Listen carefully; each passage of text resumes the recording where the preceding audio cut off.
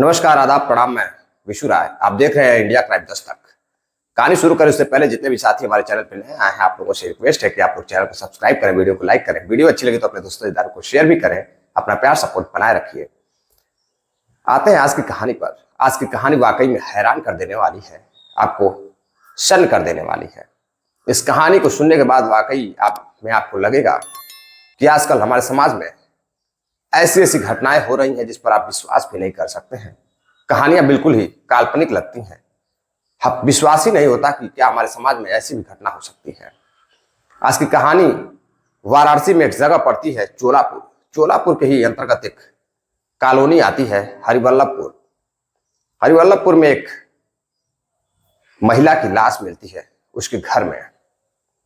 जब कुछ लोग सुबह उसके घर जाते हैं तो देखते हैं कि महिला अपने बेड पर सोई हुई है और गले में नेक बैंड जो ब्लूटूथ होता है वह लगा हुआ है और वह मर चुकी है। तभी वह पुलिस को खबर करते हैं। चोलापुर की पुलिस मौका वारदात पर पहुंचती है और जब उस महिला की लाश को पोस्टमार्टम के लिए भेजती है तो जो पोस्टमार्टम की रिपोर्ट आती है तो उससे पता चलता है कि किसी पतले तार से उसका गला दबा दिया गया था। जब पुलिस इस केस का खुलासा करती है तो जो सच सामने आता है वाकई में हैरान कर देने वाला होता है। दरअसल जो जिस घर में उस महिला की लाश मिली थी वह घर दिलीप कुमार का था। दिलीप कुमार 2014-15 में कौशल विकास की ट्रेनिंग लेता है।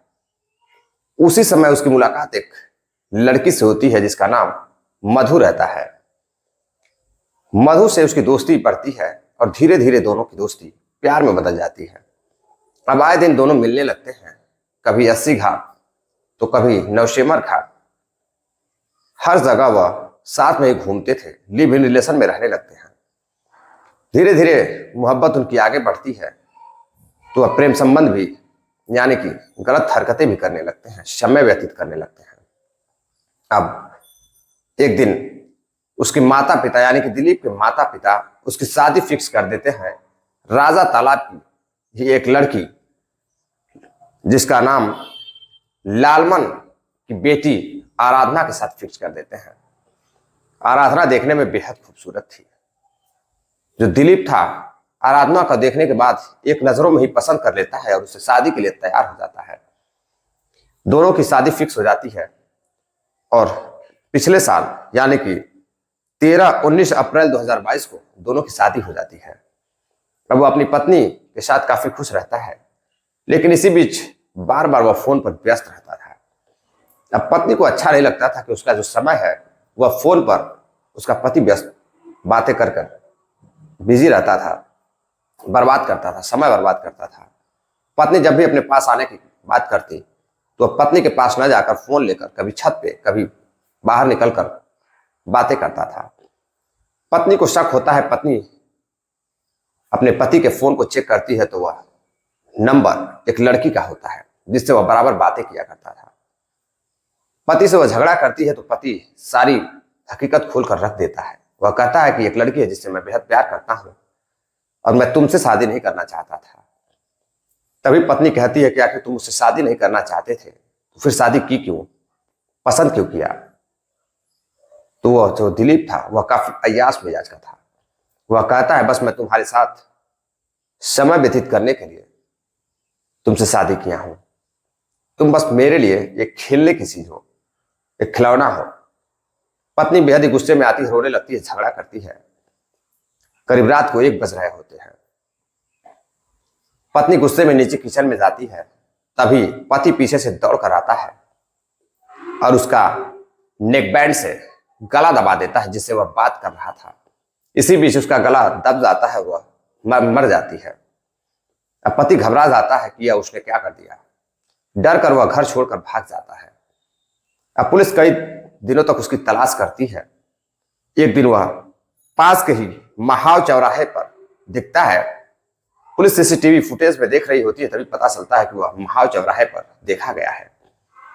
अब पुलिस उसके उस चौराहे के आसपास तलाशी लेती है। तभी वह एक पान की दुकान पर पान खा रहा था और वहीं से पुलिस उसे गिरफ्तार कर लेती है।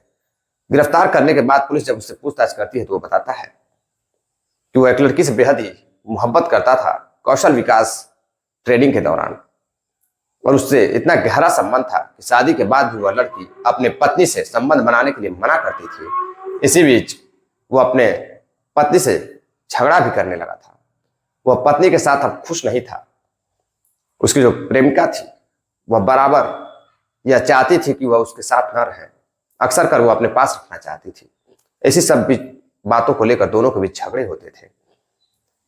अब पत्नी भी नहीं रही, प्रेमिका भी नहीं मिलेगी, क्योंकि दिलीप कुमार को जेल हो चुकी है। पुलिस गिरफ्तार कर हत्या के जुर्म में धारा 307 और भी धाराएं जोड़कर उसे जेल भेज देती है।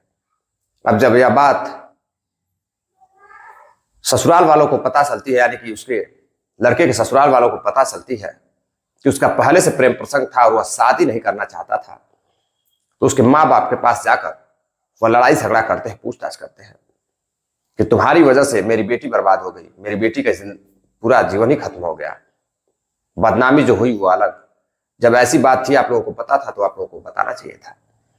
लेकिन जो पिता होता है वह रोने लगता है और कहता है कि बहू से मैं बेहद ही प्यार करता था, बहुत ही बहू को मानता था, मेरी बहू काफी अच्छी थी, और मेरा कमीना नालायक बेटा जिसने ऐसी हरकतें की, मुझे बिल्कुल भी जानकारी नहीं थी कि वह पहले किसी लड़की से बात करता था।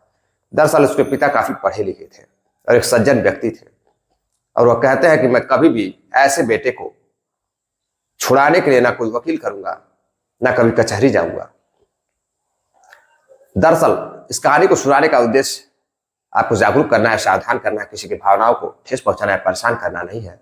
जब भी शादी विवाह करें तो ठोक ठठाक कर करें, उस व्यक्ति के बारे में या उस लड़की के बारे में पूरी जानकारी जुटाएं, उसके बाद ही शादी विवाह करें। अक्सर कर आजकल समाज में ऐसी घटनाएं ज्यादातर देखने को मिल रही हैं, जिसमें कभी लड़का लड़की को छोड़ के भाग जा रहा है, तो कभी एक बीटेक करने वाला लड़का नौकरी छोड़कर शादी होते ही घर आ जा रहा है, जिससे दोनों में लड़ाई होती है, कत्ल तक हो जाता है और लड़की की जिंदगी बर्बाद हो जाती है। मिलते हैं एक और नई कहानी के साथ, तब तक आप लोग आशीर्वाद दीजिए, प्यार दीजिए, चैनल को सब्सक्राइब करिए, वीडियो को लाइक करिए, वीडियो अच्छी लगी तो अपने दोस्तों रिश्तेदारों में शेयर भी करिए। जो खामियां होंगी वो कमेंट कर सुझाव भी दीजिए, हम उस खामियों को दूर करने की कोशिश करेंगे। नमस्कार, जय हिंद।